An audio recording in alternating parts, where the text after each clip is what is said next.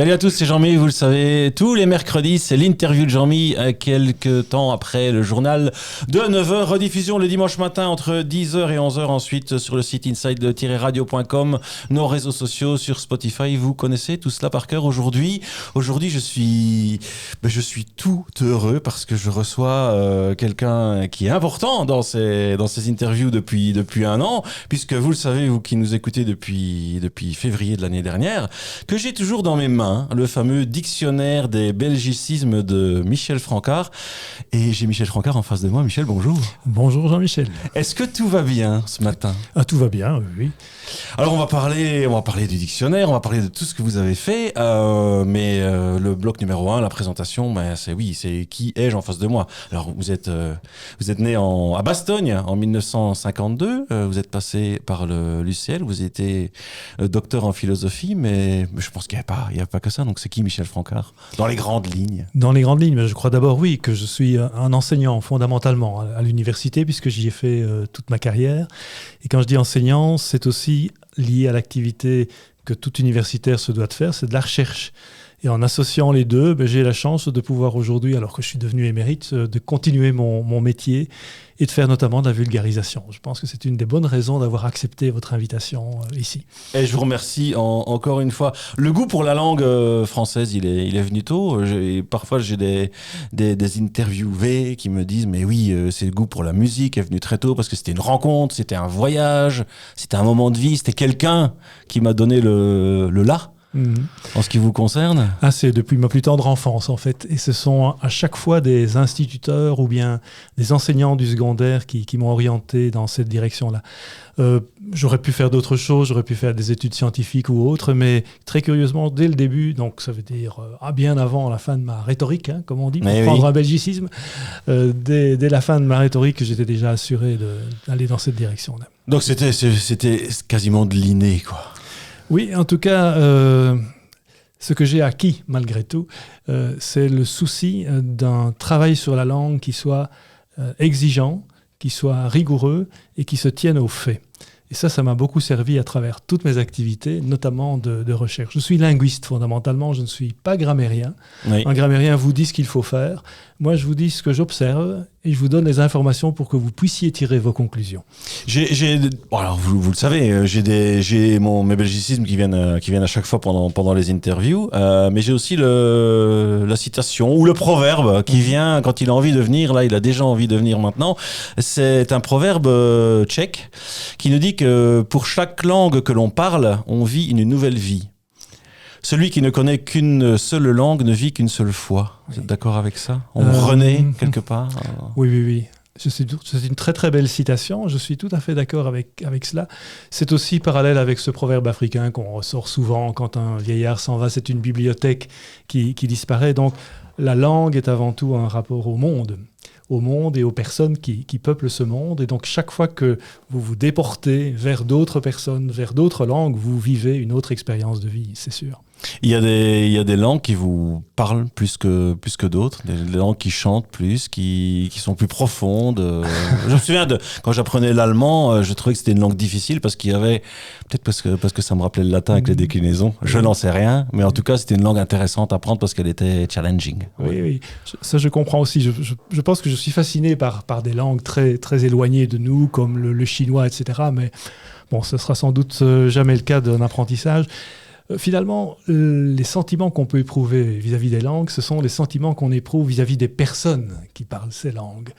Donc si je trouve par exemple l'accent des gens du sud de la France sympathique, etc., c'est pas pour l'accent lui-même, c'est pour les personnes que j'associe à cela. Si j'éprouve une sympathie particulière pour le néerlandais, c'est parce que ma femme pratique le néerlandais, voilà, tout simplement. Donc, alors j'ai en tout cas une affection particulière pour le wallon, qui est au fond ma deuxième langue, parce que on va en parler. Pas mal d'années de ma vie se sont passées sur ce terrain-là. On parle de ce dictionnaire qui en est à la 3e édition déjà.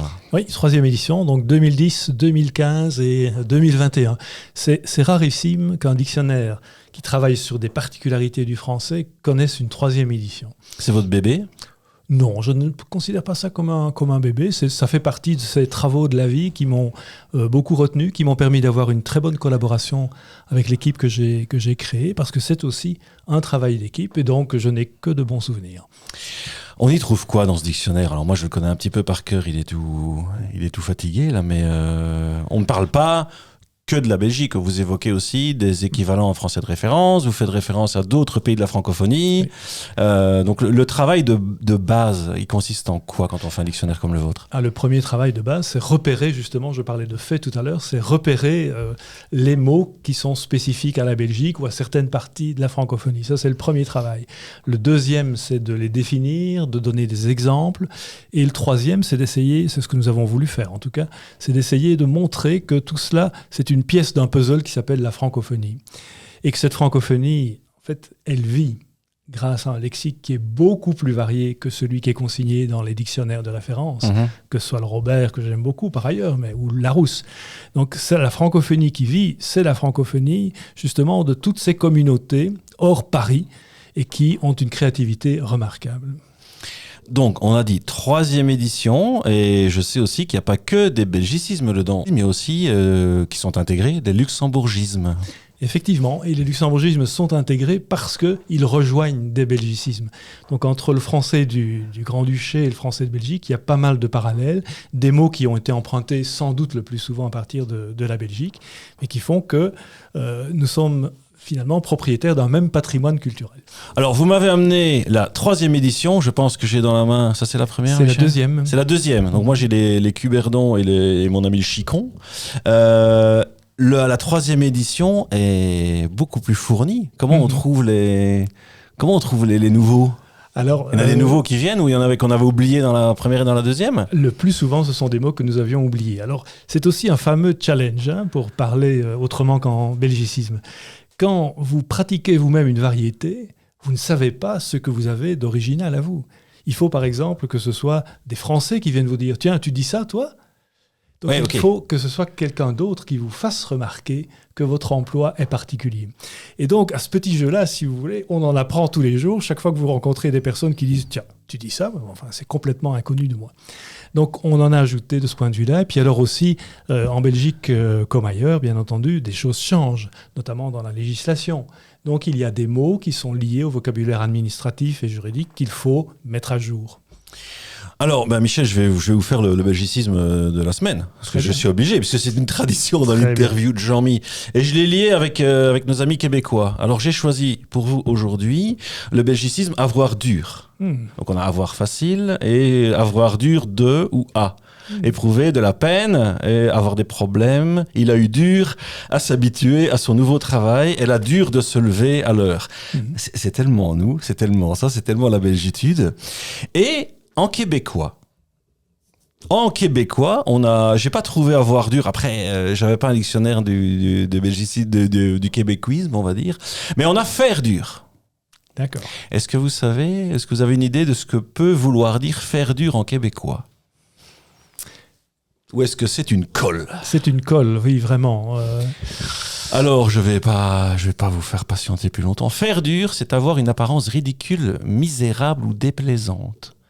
Exemple, ma voiture fait dur. Elle est si rouillée qu'on ne voit même plus la peinture d'origine. D'accord, c'est dur à comprendre. On a eu dur à comprendre ce que ça voulait dire. Et Michel, j'aimerais qu'on évoque vos autres casquettes, parce que vous en avez beaucoup. Vous avez collaboré avec le Soir, avec l'Avenir du Luxembourg, vous êtes aussi président du musée de la Grande Ardenne. Vous avez la Clignette Wallonne. On commence peut-être par la Clignette Wallonne, qui est là, on est sur le Wallon donc. On est là sur du Wallon et ça c'est la collaboration avec l'Avenir du Luxembourg. Donc ce sont des billets qui paraissaient parce que j'ai interrompu provisoirement cet exercice, où je commente des expressions en wallon en essayant souvent, même pratiquement toujours, de les mettre en rapport avec des expressions françaises ou alors étrangères, donc notamment néerlandaises. Vous allez chercher de temps en temps des chansons wallonnes Non, ça c'est en dehors de ce cadre-là parce que tout simplement la place ne le permet pas, quoi. Mais ça existe, oui. Et vous êtes aussi président du musée de la Grande Ardenne, on touche un mot là-dessus? Oui, c'est un musée qui, à son point de départ, était surtout orienté vers le patrimoine religieux. Il fallait sauver le patrimoine religieux qui était en difficulté, qui était en péril grilles dans les chapelles ou les églises qui n'étaient pas toujours surveillées. Toujours en province de Luxembourg? Alors, dans la province de Luxembourg, okay. Essentiellement. Aussi dans quelques villages du Grand-Duché de Luxembourg, d'ailleurs. Et aujourd'hui, ça a évolué vers un musée de société qui parle de l'Ardenne, mais de la grande Ardenne, c'est-à-dire celle qui s'étend à la fois sur le Luxembourg, sur la France, sur la Belgique et même un peu sur l'Allemagne. Voilà.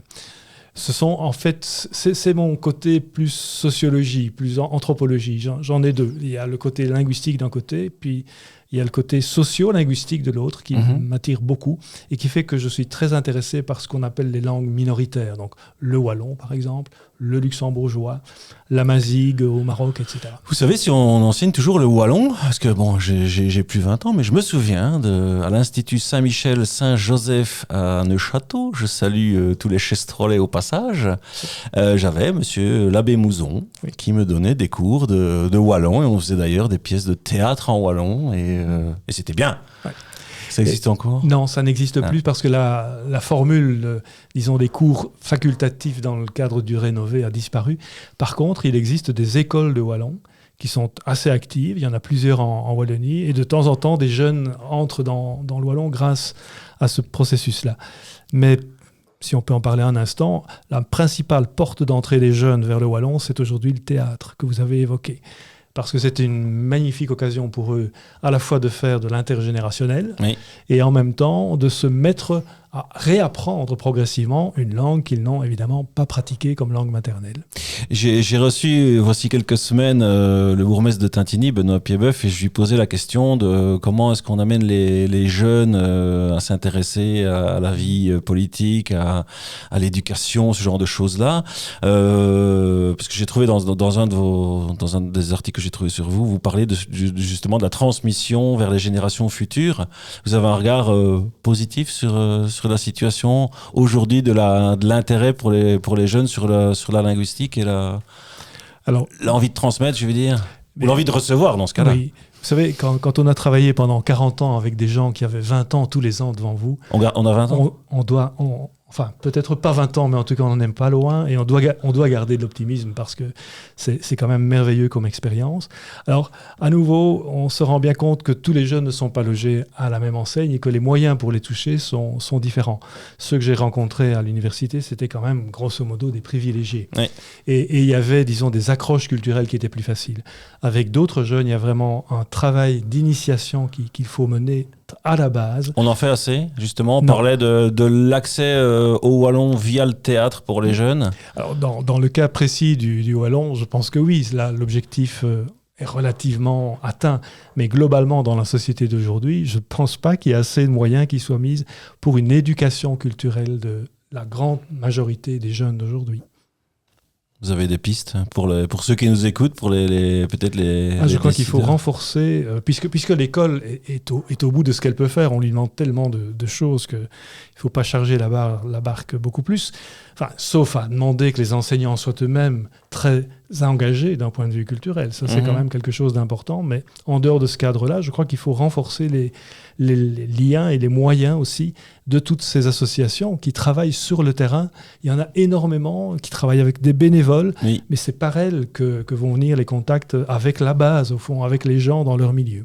Je suis bien d'accord avec vous. Depuis un an, on rencontre tellement d'associations, d'ASBL, et il y a un tissu social qui est là, qu'il faut effectivement faciliter de plus en plus pour qu'on arrive à ce que ce soit plus facile, parce que je reste intimement persuadé que c'est peut-être aussi via le théâtre et la musique et que sais-je, toutes ces formes d'art. Et est-ce que le dictionnaire des belgicismes n'est pas aussi une forme d'art et une forme d'accroche pour aller se dire j'ai lu ça, j'ai entendu ça et ça me fait plaisir et ça me donne envie de lire un livre. Pourquoi pas? Pourquoi pas, et donc je l'espère beaucoup. En tout cas, le minimum d'ambition qu'on puisse avoir, c'est que les personnes qui lisent ce texte s'y reconnaissent parce que c'est leur langage, c'est leur manière d'être au monde, dans ce monde, avec des mots qui sont à eux. Michel, d'ailleurs, merci. J'ai la 3e édition aujourd'hui dans mes mains grâce à vous. C'est un petit cadeau, je la montre. La caméra pour ceux qui nous regarderont sur YouTube.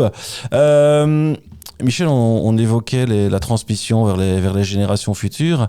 Déjà, on le trouve où le dictionnaire des belgicismes chez les meilleurs libraires? Oui, je pense qu'on peut le trouver. Oui, ils peuvent le commander facilement. En tout cas, oui. En tout cas, dictionnaire des belgicismes, Michel Francard, 3e édition. J'ai envie de vous proposer un petit questionnaire que je nomme depuis quelques semaines. Choisir, c'est renoncer.